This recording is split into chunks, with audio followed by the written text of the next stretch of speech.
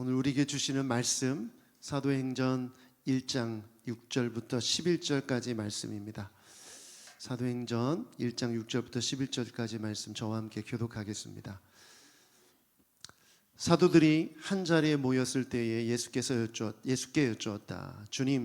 주님께서 이스라엘에게 나라를 되찾아 주실 때가 바로 지금입니까? 예수께서 그들에게 말씀하셨다.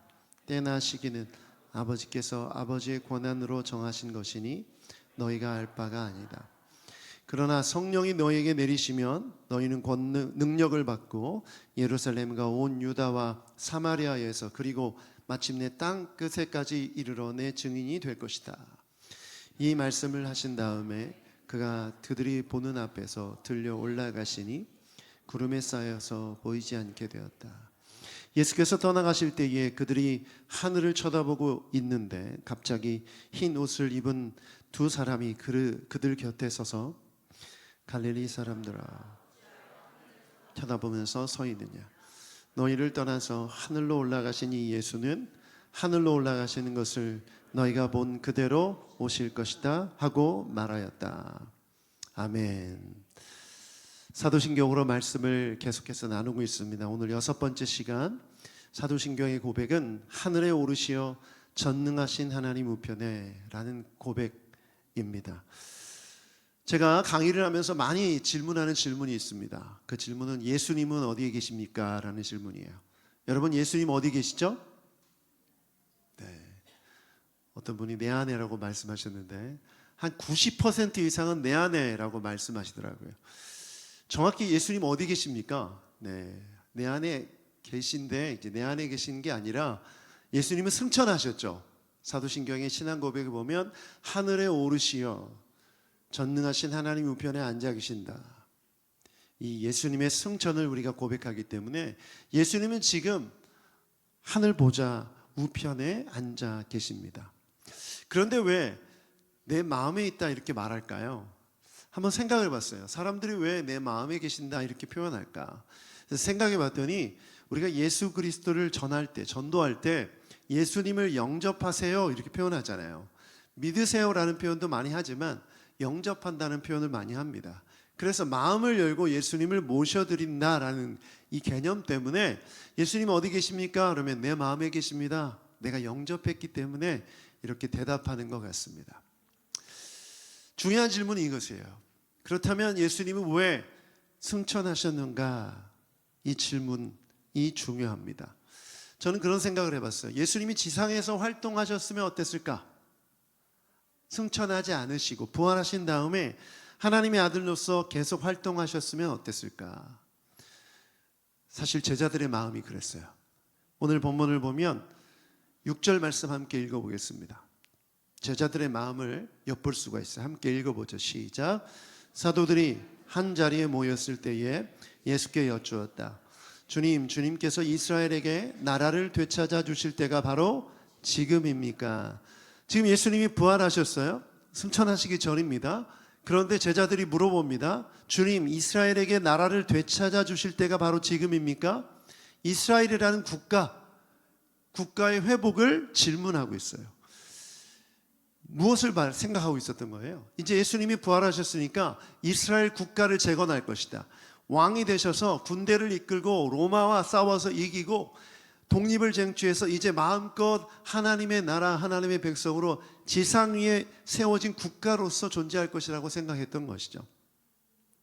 이제 부활까지 했으니 초능력이다. 완전 천하무적이다. 그 어느 누구도 대적할 수 없다.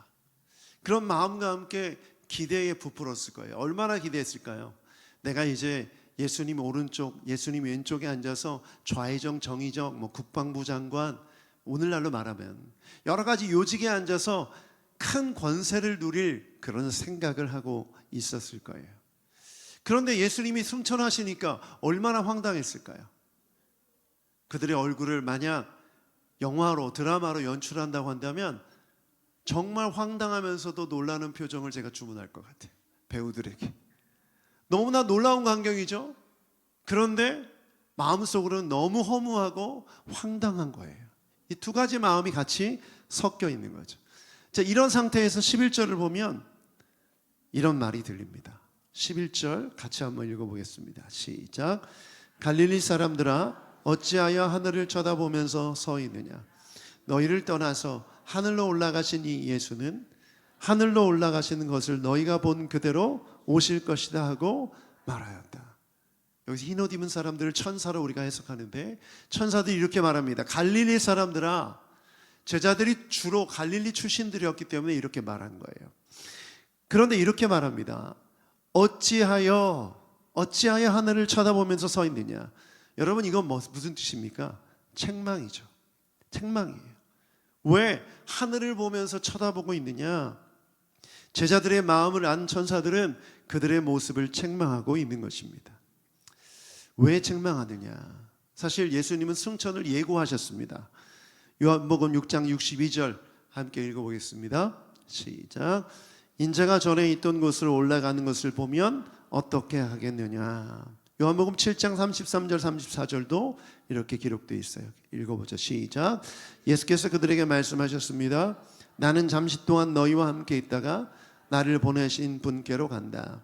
그러면 너희가 나를 찾아도 만나지 못할 것이요 내가 있는 곳에 너희가 올 수 없을 것이다. 예수님은 계속해서 지속적으로 아버지께로 간다, 떠난다는 말씀을 하셨습니다. 이미 제자들은 그 얘기를 여러 번 들었어요. 그런데 마치 전혀 예상치 못했던 일이 벌어지는 것처럼 황당해하면서 놀라하면서 지금 예수님의 승천의 모습을 바라보고 있는 것입니다. 여러분 이게 아주 중요한 메시지가 있는 것이 사람의 특징 중에 이런 것이 있어요. 보고 싶은 것만 보고 듣고 싶은 것만 들어요. 예수님이 하셨던 여러 말씀 중에 예수님이 승천하신다, 떠난다 이 말은 듣고 있음에도 불구하고 별로 듣고 싶은 말이 아니었기 때문에 기억에 남지가 않는 거죠. 오히려 예수님이 기적을 베풀고 예수님이 율법학자들과 토론해서 막 이기고 이런 모습을 보면 막 마음이 흥분이 돼서 전혀 예수님이 하셨던 말들이 생각나지도 않고 기억하지도 못하고 있는 것이죠. 그래서 여러분 우리가 살아가면서 내가 보고 싶은 것만 보고 내가 듣고 싶은 것만 들을 수 있는 한계가 있는 존재라는 것을 늘 기억하는 여러분 되길 축복합니다. 그런데 그 모습이 고스란히 드러나고 말았던 것이죠. 자, 그렇다면 오늘 우리는 이 제자들의 모습을 통해서 무엇을 해야 하는가? 예수님의 승천이 가진 의미를 기억하고 고백해야 되는 줄 믿습니다. 여러분 예수님께서 이 땅에 오신 것은 하나님의 계획이었죠. 그 계획은 단계별로 이루어졌어요. 가장 먼저 예수님의 탄생이 첫 번째 단계죠. 그리고 십자가에 달려 돌아가셨어요. 죽음이 두 번째 단계. 그 다음에 뭡니까? 부활하시고. 지난주에 부활하신 부분까지 나눴어요. 부활하신 다음에 다음 단계가 뭐냐면 바로 승천이십니다. 승천은 하나님의 구원 계획 중에 일부였던 거예요. 그런데 왜 승천하시려고 하셨느냐? 요한복음 16장 7절을 보면 이런 계획이 있으셨어요. 함께 읽어보겠습니다. 요한복음 16장 7절 시작. 그러나 내가 너희에게 진실을 말하는데 내가 떠나는 것이 너희에게 유익하다. 내가 떠나지 않으면 보혜사가 너희에게 오시지 않을 것이다. 그러나 내가 가면 보혜사를 너희에게 보내주겠다. 보혜사를 말씀하면서 이렇게 말씀하세요. 내가 떠나는 것이 너희에게 유익하다. 예수님이 떠나가시는 것이 유익하다. 왜? 성령이 오시기 때문에. 여기서 또 질문이 생겨요. 말씀을 준비하는데 그런 질문이 생기더라고요. 성령을 보내시는 것보다 예수님이 계시는 게 더 유익하지 않을까라는 질문을 했어요. 여러분 한번 저와 함께 생각해 보세요. 예수님이 지금 이 시간에 이 세계 속에, 이 세상 속에 계셨다면 어땠을까? 저는 새누리교회에 초청하셨을 거예요. 예수님 오셔서 전도 집회 좀 해주세요. 이 공간이 미어 터졌겠죠. 상암 경기장을 빌려서 하겠습니다. 예수님 한번 와주세요. 사실 제가 요즘 그런 생각 하거든요. 요즘 얼마나 전도하기가 힘듭니까? 예수님 믿으라고 얘기해봐야 사람들이 반응이나 해요. 콧방귀도 안 끼죠. 교회 옷 먹기나 바쁘고 여러 가지 힘든 상황이에요. 그런데 예수님이 승천하시지 않고 지금 계세요. 그러면 얼마나 전도하기가 쉬웠을까요? 많은 사람들이 예수님을 따랐을 거고 추종했을 거고 예수님 전하기가 쉬웠을 거예요.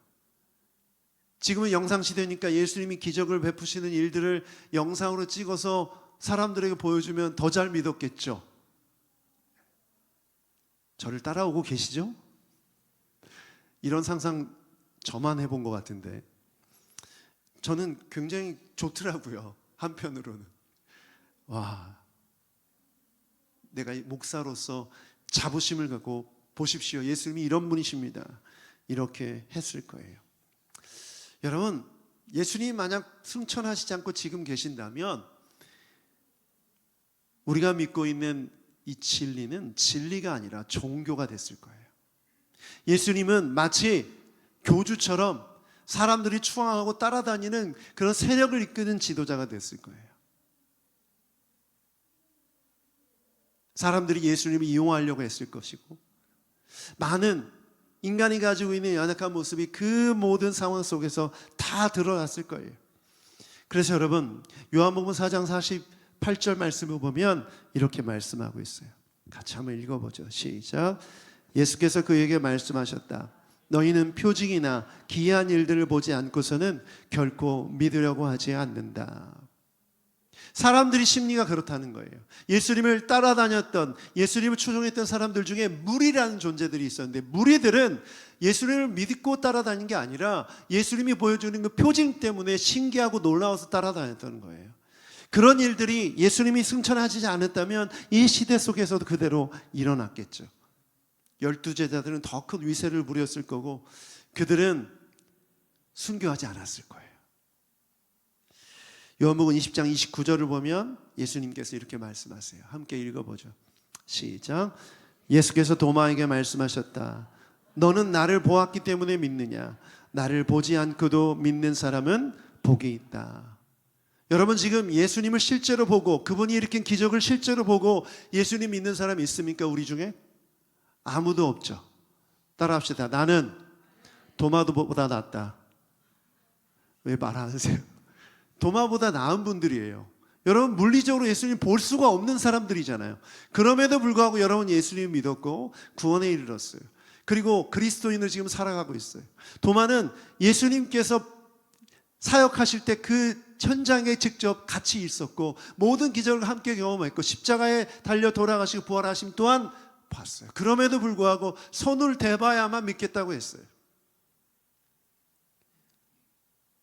그보다 우리가 훨씬 낫지 않습니까? 자, 그렇다면 여기서 질문이 생겨요. 그러면 예수님이 승천하신 것이 유익입니까? 아니면 승천하시지 않는 게 유익입니까? 네, 대답은 간단하죠. 예수님이 승천하신 것이 우리에게 더 유익인 거예요. 제자들에게도 유익이고 모든 사람들에게 유익이었던 거죠.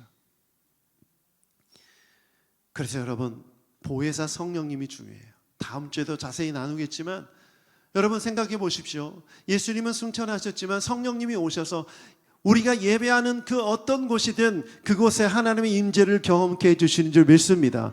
예수님의 살아계심이 증거되는 줄 믿습니다. 성령님이 놀라운 분이세요. 시간과 공간의 제약을 받지 않으세요. 예수님께서 이 땅에 오셔서 살아가시고 부활하시고 승천하셨을 때는 역사적 시간이라는 시간에 또 공간이라는 공간에 지역에 제한되셨어요. 그러나 성령은 제한이 없으세요. 모든 국가와 나라와 민족과 역사와 모든 것을 초월해서 우리가 그리스도를 경배하고 하나님의 능력으로 살아갈 수 있도록 인도해 주시는 하나님이신 줄 믿습니다. 그러므로 예수님이 승천하신 것이 우리에게 더 유익한 것이죠. 저는 그래서 오늘 우리의 이 신앙 고백, 하늘에 오르시어 전능하신 하나님이 우편에 앉아 계시다가, 이 고백이 정말 중요한 고백인 줄 믿습니다. 따라합시다. 우리는 예수님의 승천을 믿습니다. 아멘. 두 번째, 승천하신 예수님은 지금 뭐 하시는가? 하나님의 보좌 우편에 앉아 계신다. 보좌에 앉아 계신대요. 제가 요즘 매일처럼 습관처럼 하는 게 있는데, 아침에 일어나면 제 방에 의자가 하나 있는데, 제 아들이 쓰던 의자인데 그 의자에 앉아서 저는 이렇게 눈 감고 멍하니 있습니다. 그럼 제 아내가 제 모습을 보고 이렇게 말해요. 거기서 뭐 해요? 라고 물어봐요. 이 말의 속뜻은 이런 말입니다. 쓸데없이 거기서 뭐 하냐는 겁니다. 아니, 일어나서 빨리 씻고 옷 입고 준비하고 나가야지 거기서 멍하니 뭐 하냐는 얘기예요. 이 정도는 알아들어야 부부입니다. 굳이 자세히 설명하지 않아도 제 아내의 속마음은 그거예요. 쓸데없이 거기서 멍하니 멍 때리고 앉았냐 뭐 하냐는 이거예요. 절대 그런 표현 하지 않았어요. 말로는 거기서 뭐 해요? 라고 물어보는 거예요. 갑자기 질문이 생기는 거예요. 하나님 보좌에 앉으셔서 뭐 하시느냐는 거예요. 보통 우리가 앉아있다 그러면 아무 일도 안 하는 것처럼 느껴지잖아요. 그렇죠. 우리 주님은 그러면 그 보좌에 앉아서 무엇을 하고 계시는가? 성경을 보니까 승천하신 예수님이 보좌에서 하고 쉬고 있는 일을 명확하게 얘기해 주고 있더라고요. 오늘 세 가지만 나누고 기도하기를 원합니다. 첫 번째, 보좌에 앉으셔서 경배 받으십니다. 따라합시다. 경배 받으신다. 빌립보서 2장 9절부터 11절까지의 말씀을 함께 읽어보겠습니다. 시작. 그러므로 하나님께서는 그를 지극히 높으시고 모든 이름 위에 뛰어난 이름을 그에게 주셨습니다. 그리하여 하늘과 땅 위에 땅 아래에 있는 모든 것들이 예수의 이름 앞에 무릎을 꿇고 모두가 예수 그리스도는 주님이시라고 고백하며 하나님 아버지께 영광을 돌리게 하셨습니다. 하나님 보좌 우편에 앉으셔서 뭐하고 계세요? 경배를 받고 계십니다. 오늘 새누리교회에 경배를 받으시는 줄 믿습니다. 우리가 찬양했죠. 내 구주 예수님 주 같은 분 없네. 지금 뭐 한 겁니까? 뭐 한 겁니까? 보좌에 앉으신 예수님을 경배한 거예요. 그 경배를 받고 계신다. 예수님은 우리 예배의 대상이신 줄 믿습니다. 요한계시록을 보니까 천상의 자리, 천상의 예배의 모습을 보여주는데 이렇게 기록하고 있어요. 예배가 동심원 구조를 갖고 있는 거예요. 원형인 거예요. 그 원형 중심에 하나님의 보좌가 있고 그 보좌 우편에 어린 양이신 예수님의 보좌가 있어요. 옆에서 막 천사들이 날아다니면서 찬양을 부르고 있고 그 주변에 24장로들이 주님을 향해 경배하며 찬양하고 있어요.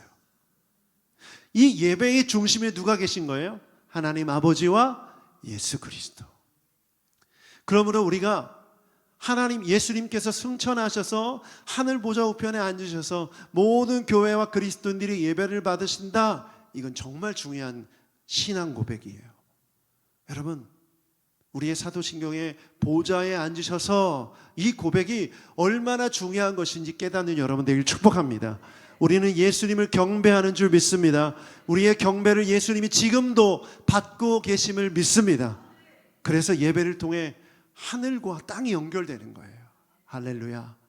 이 연결은 우리가 경배할 때, 찬양할 때.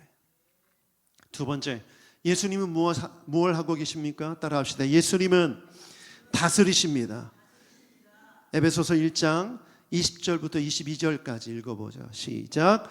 하나님께서는 이 능력을 그리스도 안에서 발휘하셔서 그분을 죽은 사람들 가운데서 살리시고 하늘에서 자기의 오른쪽에 앉히셔서 모든 정권과 권세와 능력과 주권 위에 그리고 이 세상에 뿐만 아니라 오는 세상에서 일컬을 모든 이름 위에 뛰어나게 하셨습니다. 하나님께서 만물을 그리스도의 발 아래 굴복시키시고 그분을 만물 위에 교회의 머리로 삼으셨습니다. 아멘.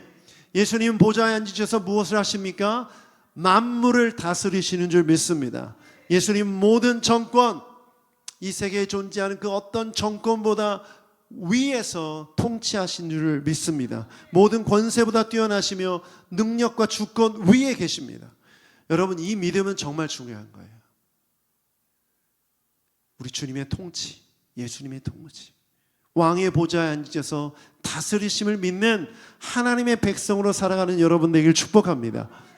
그래서 여러분이 속한 국가, 우리가 속한 국가, 제도, 이것보다 더 위에 예수님이 다스리시는 하나님의 나라가 있음을 믿고 살아갈 때 우리는 진정한 하나님의 백성이 되는 것이죠. 그러므로 여러분, 이 세상에서 일어나는 일들 보면서 일희일비하지 마십시오. 좌로나 우로나 치우치지 마십시오. 중심을 잡고 하나님이 다스리신다, 예수님이 다스리신다, 이 믿음을 선포하는 여러분 되기를 축복합니다. 세 번째, 예수님은 보좌에 앉으셔서 무엇을 하시는가? 따라합시다. 예수님은 중보하십니다. 중보란 가운데서 중재한다, 이런 뜻이죠. 예수님이 중보자라는 뜻은 무엇이냐면 하나님과 인간을 가운데서 중보하신다는 거예요. 하늘과 땅을 중보하신다는 거죠. 그래서 구약 성경에 보면 그런 중보자로 대제사장을 세웠어요. 제사장이 하나님과 인간 사이를 중보하는 거예요. 그런데 히브리서를 보니까 예수님이 뭐다? 대제사장이다. 히브리서 4장 14절부터 16절까지 같이 읽어보겠습니다. 시작. 그러나 우리에게는 하늘에 올라가신 위대한 대제사장이신 하나님의 아들 예수가 계십니다. 아멘. 그러므로 우리의 신앙 고백을 굳게 지킵시다. 우리의 대제사장은 우리의 연약함을 동정하지 못하시는 분이 아닙니다. 그는 모든 점에서 우리와 마찬가지로 시험을 받으셨지만 죄는 없으십니다. 그러므로 우리는 담대하게 은혜의 보좌로 나아갑시다. 그리하여 우리가 자비를 받고 은혜를 입어서 제때에 주시는 도움을 받도록 합시다. 아멘. 아멘. 여러분, 이스라엘 백성들은 1년에 한 번 대제사장이 지성소에 들어갔어요. 지성소에는 법궤가 있는데 법궤 뚜껑을 시은좌라고 불렀어요. 시은좌, 은혜를 베풀어 주시는 자리. 그러니까 지금 그 구약의 제사를 여러분 연상하면 이게 쉽게 이해가 돼요. 대제사장이 거길 왜 들어가냐? 백성들의 모든 죄를 용서받기 위해 들어가는 거예요. 그러면 예수님이 대제사장이 되었다는 건 뭐냐? 죄인인 우리를 대신해서 그 모든 죄를 지시고 어디로 들어가신 거예요? 지성소로 들어가신 거예요. 거기서 우리 죄를 속죄하시고 지성소에서 그 법궤 뚜껑으로부터 내려오는 은혜, 하나님의 은혜를 받기 위해서 대제사장이신 예수님이 중재해 주신 거예요. 믿으십니까, 여러분? 그러면 보좌에 앉으셔서 뭐 하시는가? 바로 우리를 중재해 주고 계신다. 뭐 하기 위해? 때를 따라 돕는 은혜를 베푸시기 위해. 여러분, 예수님을 믿는 자들은 하나님 앞에 기도할 수 있는 특권이 있는 줄 믿습니다. 어떤 기도? 주님 도와주세요. 주님, 내가 지식과 지혜가 부족합니다. 어떻게 해야 될지 모르겠어요. 예수님 도와주세요. 중재자이신 예수님께서 도와주실 줄 믿습니다. 주님, 자비가 필요합니다. 내가 또 죄를 지었습니다. 주님, 내가 죄인입니다. 내 죄를 용서해 주세요. 대제사장이신 예수님께서 중재해 주십니다. 중보해 주세요. 예수님의 은혜로 자비를 얻어 용서받게 해주시는 줄 믿습니다. 여러분, 이 은혜는 정말 놀라운 은혜예요. 그래서 여러분, 언제 어디서든지 우리는 예수 그리스도의 이름으로 기도할 때 기도 응답을 받게 되는 줄 믿습니다. 그래서 성도는 기도하는 거예요. 이 믿음으로. 여러분, 저는 그래서 우리가 예수를 믿는다고 했을 때 이 믿음으로부터 받는 축복이 얼마나 큰지 여러분이 경험했으면 좋겠어요. 우리가 땅에 발을 딛고 살아가지만 하늘과 링크되어 있는 하나님의 백성인 줄 믿습니다. 누굴 통해서? 예수를 통해서. 예수 그리스도를 믿고 기도할 때 대제사장이신 예수님이 우리를 은혜의 보좌 앞으로 이끌어 주시는 거예요. 할렐루야. 우리가 감히 어떻게 하나님 보좌를 앞에 나아갈 수 있습니까?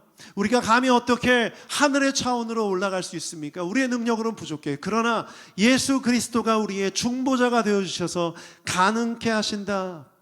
아멘. 오늘 히브리서 4장 말씀에 이렇게 말하고 있죠. 15절. 대제사장은 우리의 연약함을 동정하지 못하시는 분이 아닙니다. 우리의 연약함을 다 아신다는 거예요. 그래서 우리의 연약함을 알고 우리가 구하는 바를 긍휼히 여겨주셔서 하나님 보좌 앞으로 나아가 도우심을 얻게 해주신다.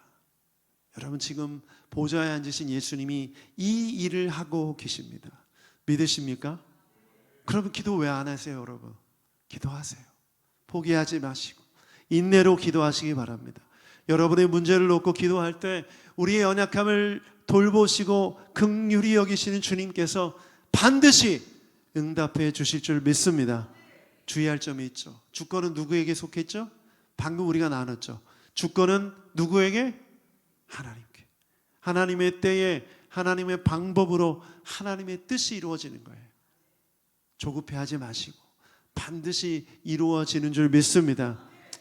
오늘 박현아 집사님이 기도해 주셨는데 임채욱 성도님, 제가 지난주에 신방 가서 제가 이렇게 말했어요. 담대히 선포했어요. 임채욱님, 원래는 성도라고 부르지 않았습니다. 제가. 왜냐하면 그분의 마음 가운데 믿음의 고백이 아직 확실한지 확인을 못했기 때문에. 그런데 제가 이번 주에 가서 그런 마음이 들었어요. 그 믿음이 확실하다는 감동이 오는 거예요. 그래서 물어봤어요. 예수님을 영접했던 일, 그 일에 대해서 물어봤더니 영접 기도하고 받아들였다는 거예요. 그럼 제가 이렇게 말했어요. 제가 이제부터 성도라고 부르겠습니다. 왜냐하면 지금 모습이 어떠하든지 또 어떤 연약함 가운데 있든지 그 믿음을 주님이 받으셨기 때문입니다. 그랬더니 고개를 끄덕이시더라고요. 그렇게 기도하고 나왔는데 강문지 집사님이 저한테 그러시는 거예요. 처음 이 병이 발병했을 때 목사님을 모시고 예배 드리려고 했는데 정말 완강하게 거부했다는 거예요. 화내고 분노하고. 그랬던 사람이 이렇게 변했다는 거예요. 너무나 감사의 고백으로 감사하시는 거예요. 제가 그 얘기를 들으면서 그렇게 생각했어요. 가족이니까, 아내니까 얼마나 마음이 급합니까? 하루라도 빨리 예수님 믿고 정말 마음으로 활짝 열고 하나님의 기적도 경험하고 은혜도 경험했으면 좋겠는 게 우리의 마음이죠. 그렇죠. 그런데 다 때가 있더라고요. 7년, 8년. 물론 우리가 봤을 때 인간적으로 안타까움이 있지만 그건 하나님의 주권에 속한 하나님의 방법이고 하나님의 때라는 것이죠. 여러분, 이것에 순종하고 기다리고 기도하는 여러분 되길 축복합니다. 그렇게 본다면 우리 권하신 님도 마찬가지예요. 믿음으로 선포하며 기도할 때 반드시 하나님의 때에 하나님의 방법으로 하나님의 역사가 일어날 줄 믿습니다. 그러므로 우리가 할 일은 포기하지 않고 기도하는 거예요. 포기하지 않고 기다리는 거, 기도하는 거. 여러분의 인생의 문제들 포기하지 마십시오. 반드시 이루어질 줄 믿습니다. 반드시 하나님이 역사하실 줄 믿습니다. 그것이 보좌에 앉으셔서 우리 주님이 하시는 일이에요. 그래서 이것을 한 문장으로 요약하면 이렇게 요약할 수 있어요. 따라합시다. 예수님은 바쁘시다. 바쁘세요. 수많은 성도들의 기도에 응답하시고 또 전 세계에서 드리는 예배를 다 받으시고 보좌에 앉으셔서 의자에 앉으셔서 쉬시는 게 아니라는 거예요. 거기에 앉으셔서 너무나 많은 일을 하고 계세요. 이 말은 무엇입니까? 지금 이 순간에도 예수님은 역사하고 계신다. 우리 눈으로 보지 못하고 다 알지 못하고 느끼지 못하지만 우리 주님은 일하고 계신다. 여러분, 이 믿음이 여러분 가운데 있기를 축복합니다. 그래서 하늘에 오르시어 전능하신 하나님 우편에 앉아 계신다. 이 사도신경의 고백이 너무나 중요한 것입니다. 너무나 중요한 것이. 우리 새누리교회 성도들은 이 신앙 고백이 어떤 의미인지를 알고 믿음으로 고백하는 여러분 되기를 축복합니다. 오늘 말씀을 마무리하면서 두 가지를 함께 나눴어요. 여러분, 보지 않고 믿는 믿음, 진정한 믿음을 위해 예수님은 승천하셨습니다. 예수님이 승천하셨다는 것을 우리가 마음속으로 감사하며 내가 가진 믿음이 얼마나 큰 믿음인지, 얼마나 중요한 것인지를 다시 한번 기억하는 여러분 되기를 축복합니다. 보좌에 앉으신 주님, 그 주님은 지금도 역사하고 계십니다. 찬양과 경배를 받으심을 믿습니다. 우리의 기도를 듣고 계심을 믿습니다. 온 열방을 다스리고 계심을 믿습니다. 이런 믿음으로 살아가는 여러분 되기를 축복합니다.